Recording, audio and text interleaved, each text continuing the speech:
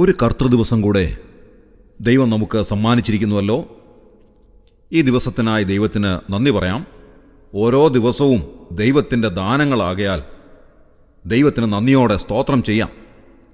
ഇന്നത്തെ ദിവസം അതാത് സ്ഥാനങ്ങളിൽ വലിയവനായ ദൈവത്തെ കർത്താവായ യേശുക്രിസ്തുവിലൂടെ ആരാധിക്കുവാനും മഹത്വപ്പെടുത്തുവാനും നമുക്കിടയായി തീരട്ടെ. ദൈവവചനത്തിൽ നിന്ന് ഒരു വേദഭാഗം നമ്മുടെ ധ്യാനത്തിനായി കൊണ്ടുവരുവാൻ ആഗ്രഹിക്കുന്നു. നമുക്കേറെ സുപരിചിതമായ ലൂക്കോസിൻ്റെ സുവിശേഷം 5-ാം അധ്യായം 12-13 വാക്യങ്ങൾ വായിക്കുന്നു. അവൻ ഒരു പട്ടണത്തിലിരിക്കുമ്പോൾ കുഷ്ഠം നിറഞ്ഞൊരു മനുഷ്യൻ യേശുവിനെ കണ്ട് കവിണ്ണു വീണു. കർത്താവേ, നിനക്ക് മനസ്സുണ്ടെങ്കിൽ എന്നെ ശുദ്ധമാക്കാൻ കഴിയും എന്ന് അവനോട് അപേക്ഷിച്ചു. യേശു കൈ നീട്ടി അവനെ തൊട്ടു. എനിക്ക് മനസ്സുണ്ട്, ശുദ്ധമാക എന്ന് പറഞ്ഞു. ഉടനെ കുഷ്ഠം അവനെ വിട്ടുമാറി. ഇത് പലപ്പോഴും നാം വായിക്കുകയും ധ്യാനിക്കുകയും ഒക്കെ ചെയ്തിട്ടുള്ള വേദഭാഗമാകുന്നുവല്ലോ. ഈ സുവിശേഷത്തിൻ്റെ കർത്താവ് വൈദ്യനായ ലൂക്കോസാണ്, അതായത് ഡോക്ടർ ലൂക്ക്.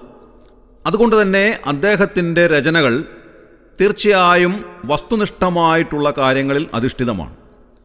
കുഷ്ഠം നിറഞ്ഞ ഈ മനുഷ്യനെ സംബന്ധിച്ച് അദ്ദേഹം എഴുതിയിരിക്കുന്നതും വസ്തുനിഷ്ഠമായി തന്നെയാണ്. ഉദാഹരണമായി അതിൻ്റെ പദപ്രയോഗം ശ്രദ്ധിക്കുക. കുഷ്ഠം നിറഞ്ഞൊരു മനുഷ്യൻ കർത്താവിൻ്റെ അരികിൽ വന്നു എന്നാണ് രേഖപ്പെടുത്തിയിട്ടുള്ളത്. ആ കുഷ്ഠരോഗത്തിൻ്റെ ഏറ്റവും ആധിക്യം ആ വാക്കുകളിലൂടെ നമുക്ക് കാണാൻ സാധിക്കും. എന്നാൽ മത്തായി എഴുതിയ സുവിശേഷത്തിൽ നമുക്ക് അത്രയും കാണാൻ കഴിയുന്നില്ല. എന്നാൽ വൈദ്യനായ ലൂക്കോസ് തൻ്റെ ഭാഷയിൽ എഴുതുമ്പോൾ വസ്തുനിഷ്ഠമായി അത് രേഖപ്പെടുത്തിയിരിക്കുകയാണ്. കുഷ്ഠം നിറഞ്ഞ മനുഷ്യൻ, അതായത് ശരീരമാസകലം കുഷ്ഠം നിറഞ്ഞതായ ഈ മനുഷ്യൻ കർത്താവിൻ്റെ അരികിലേക്ക് വന്നു എന്നാണ് ഇവിടെ രേഖപ്പെടുത്തിയിട്ടുള്ളത്. വാസ്തവത്തിൽ ആ കാലത്ത് കുഷ്ഠരോഗികൾക്ക് അങ്ങനെ മറ്റുള്ളവരുടെ സമീപത്ത് ചെല്ലുവാനുള്ള അനുവാദമില്ലായിരുന്നു. കുഷ്ഠരോഗത്തെ ഏറ്റവും മലീമസമായ ഒരു രോഗമായി കരുതിയിരുന്ന കാലഘട്ടം. അതുകൊണ്ട് തന്നെ കർത്താവിൻ്റെ അരികിലേക്ക് വന്ന കുഷ്ഠരോഗികൾ വളരെ വിദൂരതയിൽ നിന്നുകൊണ്ട് യേശു നായക, ഞങ്ങളോട് കരുണയുണ്ടാകണമേ എന്ന് വിളിച്ചു പറഞ്ഞതായി നാം തിരുവെഴുത്തിൽ വായിക്കുന്നുണ്ട്. അങ്ങനെ ന്യായപ്രമാണപ്രകാരം മറ്റുള്ളവരുടെ അരികിലേക്ക് ചെല്ലുവാൻ പോലും കുഷ്ഠരോഗികൾക്ക് അനുവാദമില്ലായിരുന്നു. അങ്ങനെയുള്ളൊരു കാലത്താണ് ശരീരമാസകലം കുഷ്ഠം നിറഞ്ഞതായ ഈ മനുഷ്യൻ കർത്താവായ യേശുക്രിസ്തുവിൻ്റെ അരികിൽ വന്ന് അവിടുത്തെ മുൻപാകെ കവിണ്ണു വീഴുന്നത് എന്നുള്ളത് ശ്രദ്ധേയമായ ഒരു കാര്യമാണ്. അദ്ദേഹം വന്ന് യേശു കർത്താവിൻ്റെ മുൻപിൽ കവിണ്ണു വീണു എന്നാണ് എഴുതിയിരിക്കുന്നത്. യേശുവിൻ്റെ മുൻപിൽ കവിണ്ണു വീഴുവാൻ എല്ലാവർക്കും സാധ്യമല്ല. ലോകത്തിൽ എത്രയോ ആളുകളുണ്ട്. 800 കോടിയിൽ പരം ആളുകൾ ഈ ലോകത്തിൽ അധിവസിക്കുന്നു. എന്നാൽ യേശു കർത്താവിൻ്റെ മുൻപാകെ വന്ന് കവിണ്ണു വീഴുവാൻ എല്ലാവരെ കൊണ്ടും സാധ്യമല്ല. അതിന് സാധിക്കുന്നത് ആർക്കാണ്? യേശുക്രിസ്തു ആരാണെന്ന് തിരിച്ചറിയുവാൻ സാധിക്കുന്നവർക്ക് മാത്രമേ കർത്താവിൻ്റെ മുൻപാകെ കവിണ്ണു വീഴുവാൻ സാധിക്കുകയുള്ളൂ. പുതിയ നിയമ തിരുവെഴുത്ത് നാം പരിശോധിക്കുമ്പോൾ 9 സ്ഥലങ്ങളിൽ കർത്താവായ യേശുക്രിസ്തുവിൻ്റെ മുൻപാകെ നമസ്കരിച്ചവരെ സംബന്ധിച്ച് രേഖപ്പെടുത്തിയിട്ടുണ്ട്. ഒന്നാമത്തേത് മത്തായി എഴുതിയ സുവിശേഷം 2-ാം അധ്യായത്തിൽ നാം കാണുന്ന വിദ്വൽജനമാണ്. യേശു കർത്താവിൻ്റെ ജനനത്തിങ്കൽ വിദ്വൽജനം അവിടുത്തെ അരികിലേക്ക് വരികയും ശിശുവിനെ അമ്മയായ മറിയയുടെ കൂടെ കണ്ടു, വീണു അവനെ നമസ്കരിച്ചു, നിക്ഷേപപാത്രങ്ങൾ തുറന്ന് പൊന്ന്, മൂര്, കുന്തിരിക്കം എന്നിവ അവിടുത്തേക്ക് കാഴ്ചവെച്ചു എന്ന് നാം വായിക്കുന്നുണ്ട്. രണ്ടാമതായി മത്തായി എഴുതിയ സുവിശേഷം 8-ാം അധ്യായം 2-ാം വാക്യത്തിൽ നാം വായിക്കുന്ന കുഷ്ഠരോഗിയായ മനുഷ്യൻ കർത്താവിൻ്റെ മുൻപാകെ കവിണ്ണു വീണു എന്ന് നാം വായിക്കുന്നു. അതുപോലെ തന്നെ മർക്കോസിൻ്റെ സുവിശേഷം 5-ാം അധ്യായത്തിൽ നാം വായിക്കുന്ന യായിറോസിനെ സംബന്ധിച്ച് കാണുന്നുണ്ട്. അദ്ദേഹം കർത്താവിൻ്റെ മുൻപാകെ നമസ്കരിച്ചു.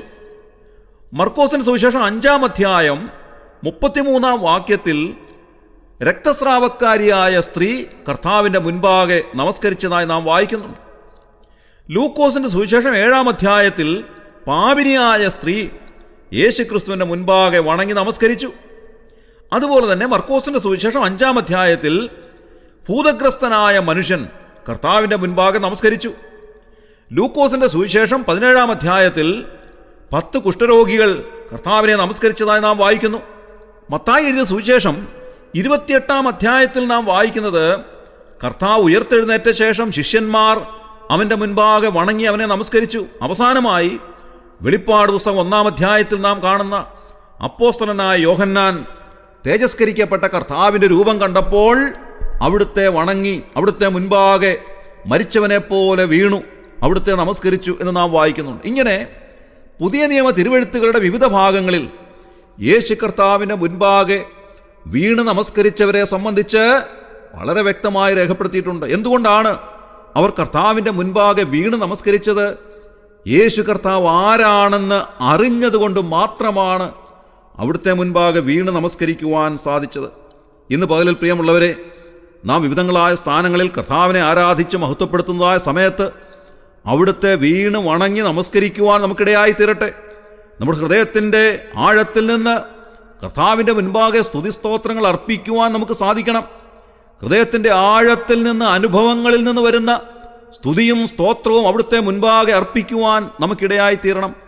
കർത്താവ് ആരെന്ന് അറിഞ്ഞ് ദൈവത്തെ മഹത്വപ്പെടുത്തുവാനും വലിയവനായ ദൈവത്തെ ആരാധിക്കുവാനും നമുക്കിടയായി തീരണം. നാം വായിച്ച വേദഭാഗത്തിലേക്ക് മടങ്ങി വരാം.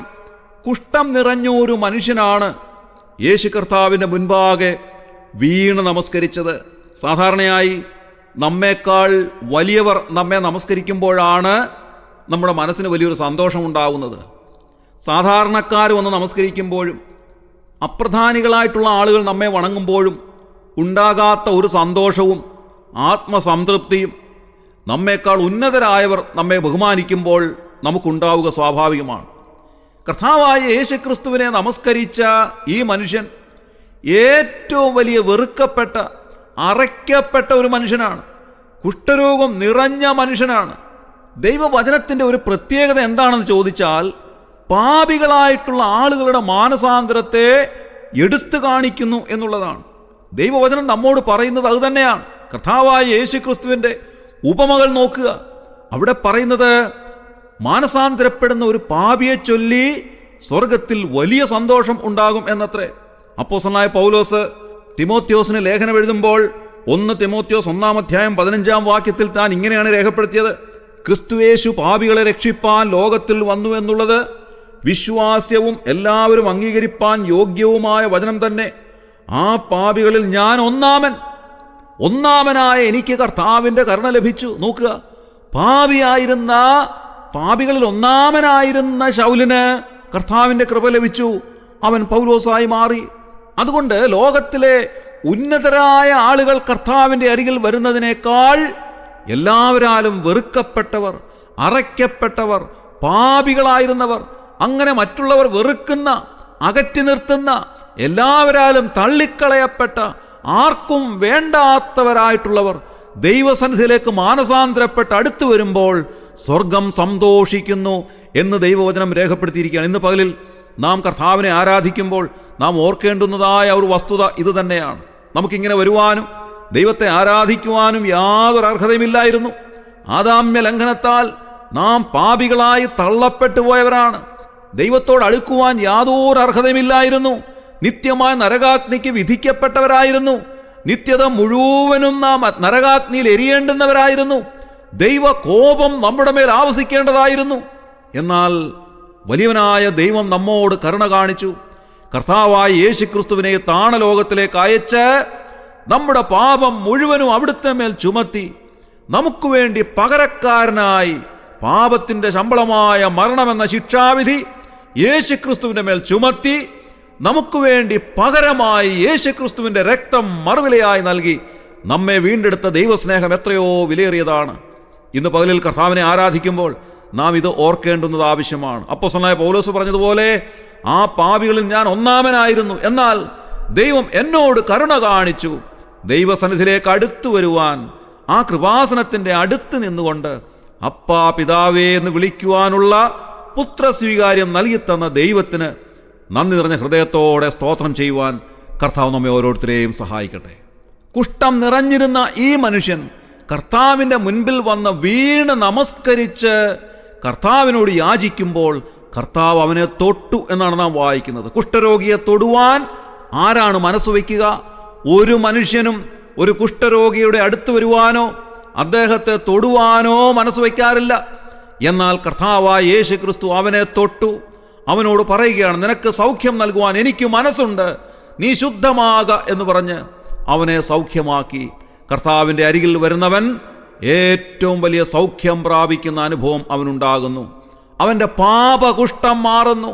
നാം എല്ലാവരും പാപകുഷ്ഠത്താൽ നിറഞ്ഞവരായിരുന്നു. എന്നാൽ നമ്മുടെ പാപകുഷ്ഠം മാറ്റി നമുക്ക് നിത്യജീവൻ നൽകിത്തന്ന വലിയവനായ ദൈവത്തിന് ഇന്ന് രാവിലെ നന്ദി നിറഞ്ഞ ഹൃദയത്തോടെ സ്തോത്രം ചെയ്യാം. ആ കർത്താവിൻ്റെ അരികിലേക്ക് ചെന്ന് ഇന്ന് പകലിൽ ആ മനോഹാരിത കണ്ട്, ആ തേജസ് കണ്ട്, അവിടുത്തെ മഹത്വം കണ്ടുകൊണ്ട് അവിടുത്തെ ആരാധിക്കുവാൻ, ഭയത്തോടും ഭക്തിയോടും കൂടെ അവിടുത്തെ ആരാധിക്കുവാൻ ദൈവം നമ്മെ ഓരോരുത്തരെയും സഹായിക്കട്ടെ. നമ്മുടെ കണ്ണുകളെ അടയ്ക്കാം, പ്രാർത്ഥിക്കാം. ക്രിസ്തുയേശുവിലൂടെ അതിവാത്സല്യമായി ഞങ്ങളെ സ്നേഹിക്കുന്ന സ്വർഗീയ പിതാവാം നല്ല ദൈവമേ, അനുഗ്രഹകരമായ ഈ ദിവസത്തിനായി ഞങ്ങൾ നന്ദിയോടെ സ്തോത്രം ചെയ്യുന്നു. അവിടുത്തെ സന്നിധിയിൽ അടുത്ത് വരുവാനും അവിടുത്തെ മുൻപാകെ അടുത്തു വന്ന് അങ്ങേ ആരാധിപ്പാനും അവിടുന്ന് ഞങ്ങൾക്ക് നൽകി തന്നിരിക്കുന്ന ഈ അനുവാദത്തിനായി ഞങ്ങൾ നന്ദിയോടെ സ്തോത്രം ചെയ്യുന്നു. ഞങ്ങൾ അവിടുത്തെ സന്നിധിക്ക് അപ്രാപ്യരായിരുന്നു. അവിടുത്തെ അടുത്ത് വരുവാൻ പോലും യോഗ്യതയില്ലാത്തവരായിരുന്നു. അവിടുത്തെ നാമം പോലും ഞങ്ങളുടെ നാവിന്മേൽ എടുക്കുവാൻ ഞങ്ങൾക്ക് യോഗ്യതയില്ലായിരുന്നു. എന്നാൽ അവിടുന്ന് ഞങ്ങളോട് കാണിച്ച മഹാകരുണ നിമിത്തം കർത്താവേ, ഇന്ന് പകലിൽ തിരുസന്നിധിയിൽ അടുത്ത് വരുവാൻ, കൃപാസനത്തിൻ്റെ അടുത്ത് ധൈര്യത്തോടെ വന്ന് അവിടുത്തെ ആരാധിപ്പാൻ തക്കവണ്ണം ഞങ്ങൾക്ക് നൽകിയിരിക്കുന്ന വിലയേറിയ അനുവാദത്തിനായി ഞങ്ങൾ നന്ദി നിറഞ്ഞ ഹൃദയത്തോടെ സ്തോത്രം ചെയ്യുന്നു. ഞങ്ങളെ ഓർത്തപ്പോൾ സ്വർലോകത്തിൻ്റെ മഹിമകളെ വെടിഞ്ഞ് ഈ താണലോകത്തിലേക്ക് മനുഷ്യനായി വന്ന കർത്താവായ യേശുക്രിസ്തുവിനായി ഞങ്ങൾ നന്ദിയോടെ സ്തോത്രം ചെയ്യുന്നു.